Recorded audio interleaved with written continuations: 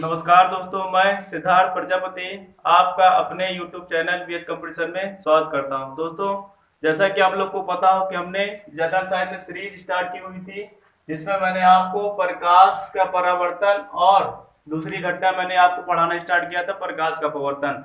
तो प्रकाश के अपवर्तन मैंने इससे प्रीवियस जो लेक्चर था मेरा, उसमें मैंने आपको प्रकाश के अपवर्तन की डिफिनीशन तथा अपवर्तनांक और प्रकाश की चाल और अपवर्तनांक में संबंध के बारे में मैंने अच्छे से बताया था। तो दोस्तों, इसी सीरीज को मैं कंटिन्यू रखते हुए आज मैं प्रकाश के अपवर्तन में एक नया टॉपिक पढ़ाऊंगा, जिसका नाम है क्रांति कोण। इंग्लिश में इसको कहते हैं क्रिटिकल एंगल। और दोस्तों, क्रिटिकल एंगल देखा जाए कुछ होता नहीं, इसका यूज हम कहा करते हैं जब प्रकाश का पूर्ण आंतरिक परावर्तन पढ़ते हैं तब, जब क्या कह सकते हैं या तब पढ़ते हैं इसको, या जब क्या अपवर्तनांक और क्रांति कोण में से संबंध निकालना हो तो इसका यूज करते हैं दोस्तों। तो आइए इसकी परिभाषा देखते हैं। तो दोस्तों, पहले इमेज देखते हैं। तो इमेज मैंने बताया कि ऊपर ही देखिए दोस्तों, ये कांच हो तो कांच हमारा सघन माध्यम होता है, और नीचे मैंने ले लिया वायु। वायु क्या होता है हमारा? विरल माध्यम। तो जब प्रकाश किरणें, आपको पता हो, जब प्रकाश किरणें सघन माध्यम से विरल माध्यम में प्रवेश करती है तो अभिलंब से क्या होती है दोस्तों? दूर। कहने का मतलब क्या है, ये इसको जानना चाहिए तो यहाँ से, लेकिन ये क्या होता है दोस्तों? अभिलंब से दूर होती हुई ऐसे करके चली जाएगी। तो कहने मतलब ये जो बनेगा हमारा, यहाँ पे जो बनता है अपवर्तन कोण होता है, और ये कितना विचलन आया तो यहाँ पे ये हो जाता है दोस्तों हमारा विचलन कोण। और इसी का दूसरा डायग्राम मैंने यहाँ पे बनाया है कि प्रकाश किरणें यहाँ आई से तो आ रहे, परंतु ये जो आर का मान हो रहा है पूरा कैसे, ये 90 डिग्री का बन गया। तो इसी 90 डिग्री पे क्या हमारी क्या बनती है? क्रांति कोण की परिभाषा। तो आइए देखिए, मैंने यहाँ पे कुछ लिखा हुआ है, तो देखते हैं इसको। क्रांति कोण सघन माध्यम में बना वह आपतन कोण है। कहने का मतलब है जो क्रांति कोण का निर्माण होता है सदैव सघन माध्यम में ही होगा, इसका निर्माण विरल माध्यम में नहीं होता दोस्तों। तो क्रांति कोण सघन माध्यम में बना वह आपतन कोण है, जिसके लिए विरल माध्यम में अपवर्तन कोण 90 अंश का होता है। और दोस्तों, इसको डिनोट कैसे करते हैं? कैपिटल सी से इसको प्रदर्शित करते हैं। कहने का मतलब ये सघन माध्यम में बना हुआ आपतन कोण। आपतन कोण को आपको पता होगा आई से लिखा जाता है, और आई हमारा किसके बराबर मान लिया जाएगा? सी के बराबर। लेकिन कब? जब विरल माध्यम में ये जो अपवर्तन कोण है, जो आर की वैल्यू है, कितनी हो जाए दोस्तों? 90 डिग्री। कहने का मतलब है क्रांति कोण के निर्माण होने के लिए हमको आर का मान कितना रखना होगा? हमेशा 90। यदि 90 डिग्री आर का मान है तभी क्या होगा? आई जो हमारा होता है आपतन कोण, वही किसमें कन्वर्ट हो जाता है? क्रांति कोण में। तो दोस्तों, बहुत ही आसान से सिंपल सी परिभाषा है। क्रांति कोण सघन माध्यम में बना वह आपतन कोण है, जिसके लिए विरल माध्यम में अपवर्तन कोण 90 अंश होता है। इसे किससे प्रदर्शित करते हैं दोस्तों? सी से।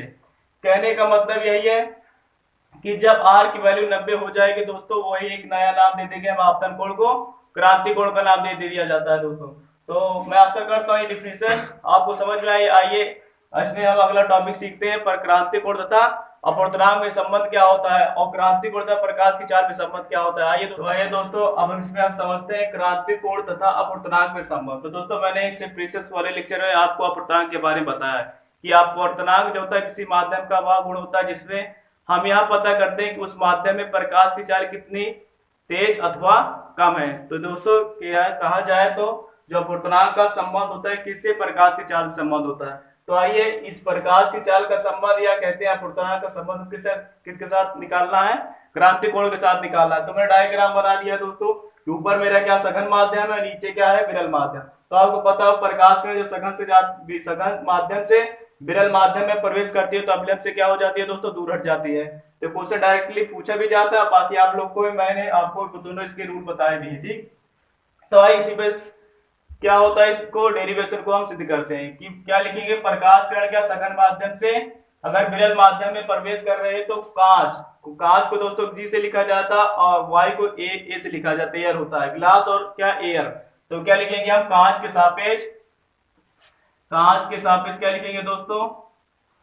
वायु का अपवर्तनांक। तो अपवर्तनांक बराबर दोस्तों एक फार्मूला पढ़े होंगे स्नेल के नियम से, n बराबर तो साइन आई बटे में क्या होता है दोस्तों? Sine R. तो क्या हो जाएगा दोस्तों हमारा ये? तो आपतन कोण हमारा क्या बन रहा है यहाँ पर?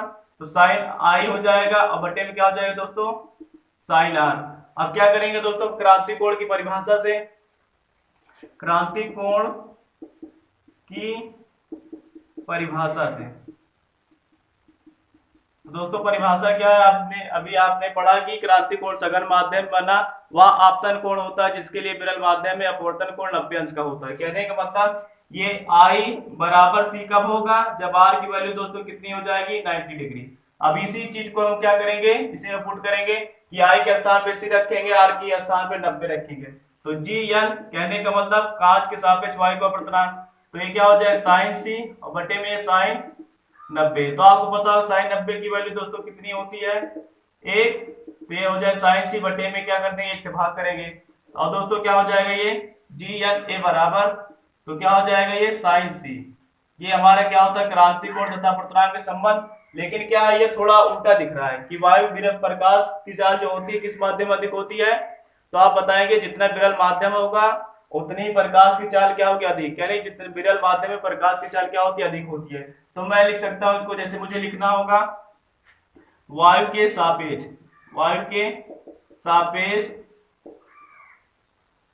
कांच का अपवर्तनांक। तो दोस्तों क्या आएगा, कहने का मतलब सापेक्ष माने तुलना होते हैं कि वायु में और कांच में प्रकाश की चाल में कितनी तुलना है कि कितना अधिक है या कम। तो उसको मैं जो पहला वर्ड आएगा तो उसको आगे लिखेंगे, ये हो जाएगा और ये क्या हो जाएगा एन जी। अब कहने का मतलब जब माध्यम बदले और माध्यम बदला जाता है तो वहां पे उत्क्रमणिकता का नियम लगता है दोस्तों। यहाँ पे अगर कुछ नहीं है तो एक मानेंगे, तो एक नहीं एक होता तो क्या हो जाएगा पलट जाएगा, तो ये बार बन जाएगा 1/sin C।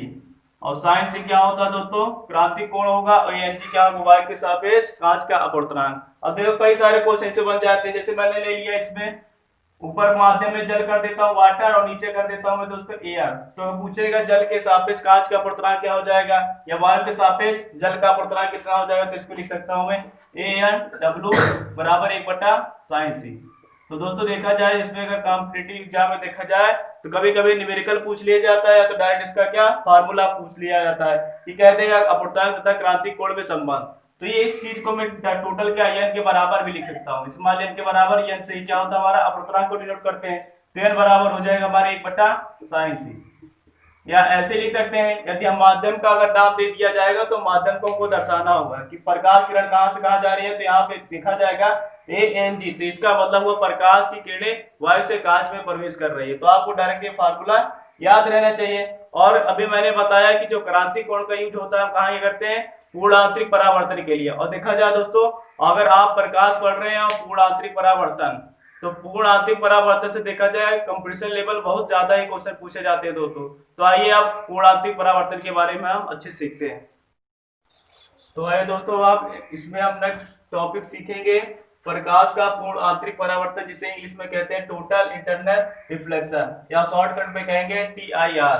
तो दोस्तों आइए इसके सबसे पहले डिफिनेशन सीखेंगे, उसके बाद इसकी कंडीशन और उसके बाद क्या हम सीखेंगे इसके एग्जांपल। और देखा जाए दोस्तों ये कंपटीशन लेवल पे बहुत ही ज्यादा इसमें से इस टॉपिक से क्वेश्चन पूछे जाते हैं, तो आप इसको अच्छे से समझने की कोशिश करिएगा। आइए पढ़ते हैं। जब आपतन कोण का मान क्रांति कोण से थोड़ा अधिक हो जाए, जब आपतन कोण का मान क्रांति कोण से थोड़ा अधिक हो जाए तो प्रकाश किरण विरल माध्यम में न जाकर सघन माध्यम से ही वापस लौट जाती है। प्रकाश किरण की इस घटना को क्या कहते हैं दोस्तों पूर्ण आंतरिक परावर्तन।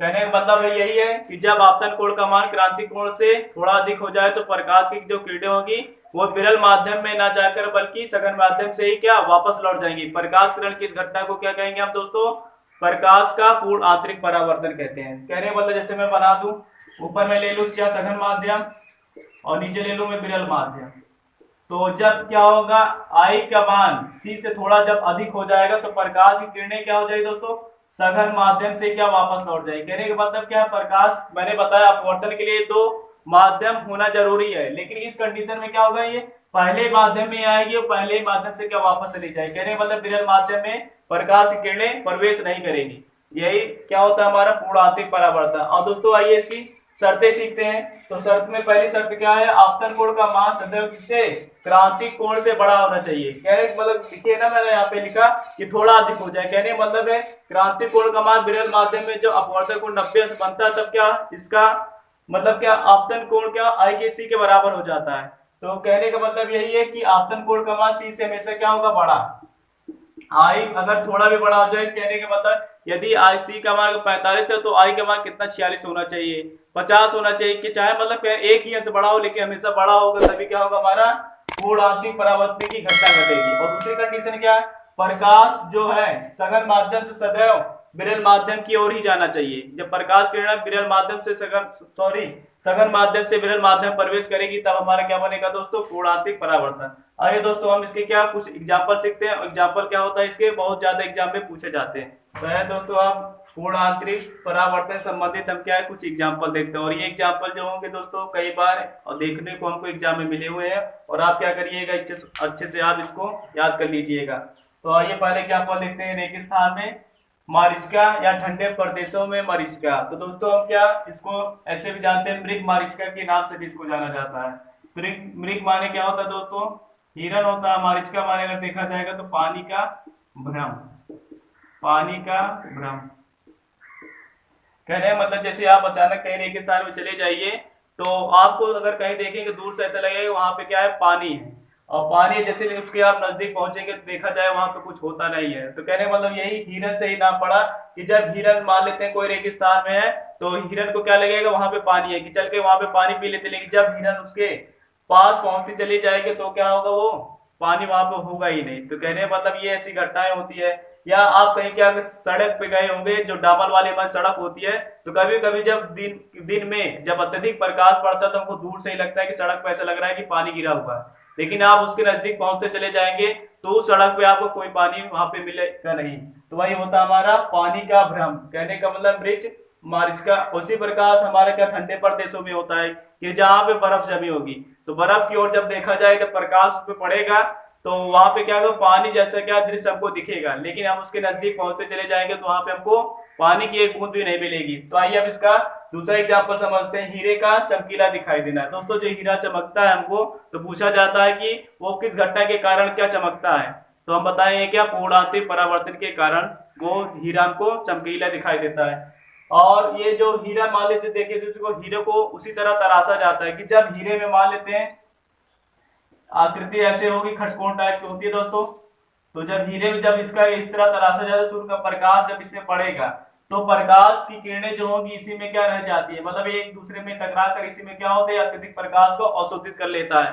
तो वही हमारा क्या होता है दोस्तों, इसी कारण हीरा को क्या होता है, चमकीला दिखाई देता है। और पूछा जाएगा कौन सी घटना इसमें होती है तो क्या बताएंगे, जो हीरे की चमकने में जो होता है तो पूर्ण आंतरिक परावर्तन की इसमें घटना होती है। अगला एग्जाम्पल समझते दोस्तों, और ये क्या होता है, कई बार एग्जाम में आपको देखने को मिला होगा और आगे भी पूछा जा सकता है। तो ये होता है ऑप्टिकल फाइबर, और इसको हिंदी में कहते हैं प्रकाशी तंतु।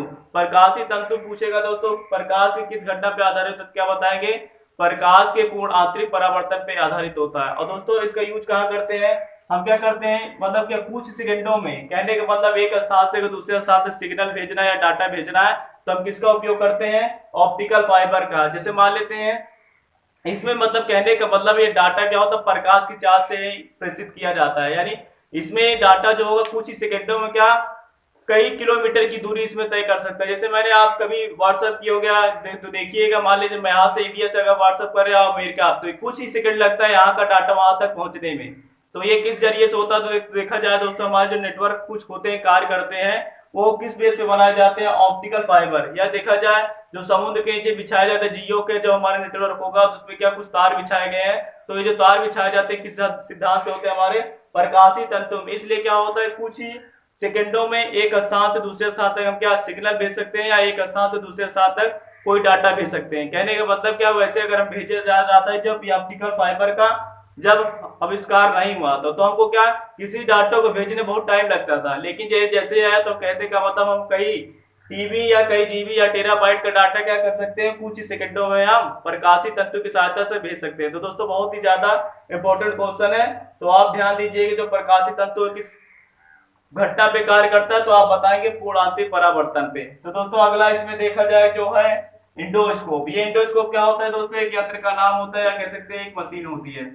तो इसकी सहायता से देखो हम क्या करते हैं, ये होता है हमारा बायो में यूज होता है, मतलब कह सकते हैं चिकित्सा में हमारा इसका यूज होता है। तो इंडो माने दोस्तों क्या होता है, आंतरिक, स्कोप माने क्या होता है दोस्तों, देखना। और ये होता है कहने का मतलब जैसे हमको क्या शरीर की आंतरिक संरचना की जांच करनी हो तो हम किसका उपयोग करेंगे, इंडोस्कोप का। और दूसरा क्वेश्चन इसमें पूछा जाता है इंडोस्कोप जो होता है किस घटना पे आधारित होता है, तो आप क्या बताएंगे, कोणांतरिक परावर्तन पर। तो दोस्तों ये थे मतलब इसके कई सारे मतलब क्या 4 एग्जांपल और भी पूछे जा सकते हैं, लेकिन आपको क्या थ्योरी पता है, ऐसे कॉन्सेप्ट रखते हो तो एग्जांपल को आप अच्छे से समझ जाइएगा। तो दोस्तों ये आज हम का सेशन यहीं पे समाप्त करते हैं। मैं आशा करता हूँ कि ये वीडियो आपको अच्छे से समझ में आया होगा।